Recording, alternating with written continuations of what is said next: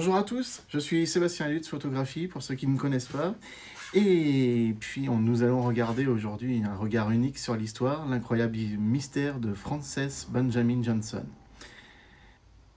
On a parlé de photos, on a parlé de souvenirs, mais aujourd'hui je veux vous raconter une histoire différente, une histoire qui se cache derrière le regard d'une femme d'exception. Son nom est Frances Benjamin Johnson.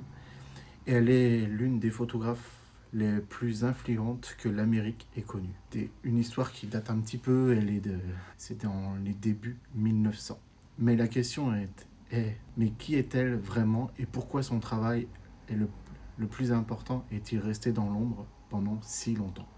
Eh bien, on va étudier ça, regarder ça. Restez avec moi jusqu'à la fin car j'ai une surprise spéciale pour vous. Je m'efface derrière ces photos. Imaginez la fin du 19e siècle. La photographie est un métier sérieux, dominé par les hommes, les barbes et les mines graves. C'est dans ce monde que Frances Benjamin Johnson, une femme d'une trentaine d'années, ouvre son propre studio à Washington, D.C. et se fait rapidement un nom. Son travail est tellement bon qu'elle devient la photographe des présidents. Et oui, des élites, des personnalités influentes. Elle réalise des portraits impeccables, contrôlés, qui capturent la dignité de ses sujets. On la voit comme une femme de son temps, une professionnelle à succès qui a réussi là où tant d'autres ont échoué. Elle se fait même un autoportrait célèbre, un verre de vin à la main, un air de défi dans les yeux. C'est le portrait d'une femme qui ne s'excuse pas d'être là.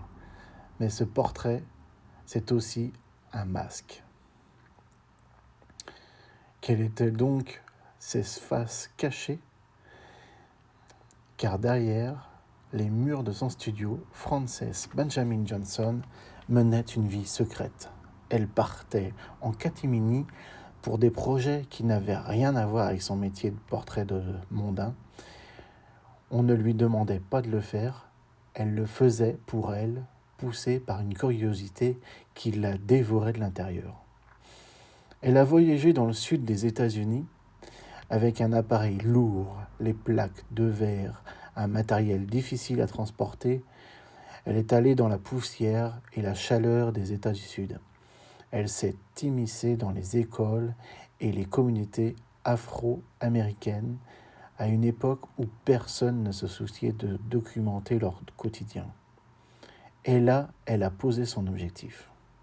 Elle a photographié des étudiants, comme cette photo par exemple, apprenant un métier, des professeurs passionnés, des familles entières qui travaillaient la terre. Son but n'était pas forcément de documenter comme un musée, mais de capturer l'âme, la résilience et la force de ces personnes. Pourquoi a-t-elle fait cela? Qu'est-ce qui la poussait à photographier des vies que l'Amérique officielle ne voulait pas voir? C'est le grand mystère de son travail. Le grand silence. Puis, Frances Benjamin Johnson a mis ses photos de côté. Son travail de portraitiste a continué, mais ses photos du Sud, ces fenêtres ouvertes sur l'âme, sont restées silencieuses pendant des décennies. Elles ont été enfermées dans une boîte, des tiroirs. L'histoire les a ignorées car elles ne correspondaient pas à l'idée que l'on se faisait à l'époque. On a célébré ces portraits de présidents, mais pas ces portraits d'ouvriers et d'enfants d'école. Trop simple peut-être pour cette histoire. C'est comme si elle avait laissé une partie d'elle-même dans ces boîtes, une partie qui attendait d'être découverte. Le trésor sauvé de l'oubli. Heureusement, le travail de Frances Benjamin Johnson n'est pas mort. Ces négatifs sur verre et ces tirages ont été acquis par des collectionneurs et des institutions qui ont compris leur valeur inestimable. C'est grâce à des passionnés de mémoire que ces images sont encore là aujourd'hui. Ces photos n'ont pas seulement été prises, elles ont été sauvées.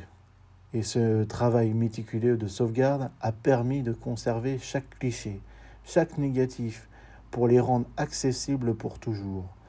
En voyant son œuvre, on ne regarde pas seulement des images, on célèbre le fait qu'elles aient survécu au temps et à l'oubli. Votre propre mystère. Et oui, l'histoire de Frances Benjamin Johnson nous enseigne une leçon essentielle.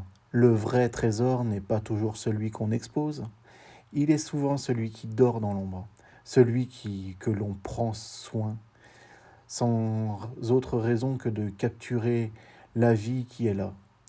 Pensez à vos photos, qu'ils sont dans une boîte, dans un tiroir, même peut-être dans un grenier. Ces photos de vos parents, de vos grands-parents, ce ne sont pas de simples images. Ce sont le chapitre d'un livre, un livre qui raconte votre histoire, un vrai patrimoine. Et tout comme les photos de Frances Benjamin Johnson, elles ne demandent qu'à être redécouvertes et partagées avant qu'il ne soit trop tard. Je peux en conclure, mon rôle est de vous aider à donner à vos souvenirs la chance de devenir à leur tour un trésor pour votre famille. Ne laissez pas le temps effacer votre héritage. Rendez-vous à la boutique pour que nous commencions ensemble à écrire votre histoire. Vous pouvez cliquer sur le lien dans la description pour découvrir mes offres. Et comme promis, voici cadeau, un guide exclusif pour préparer vos séances photos avec tous mes conseils de pro pour être au top devant l'objectif.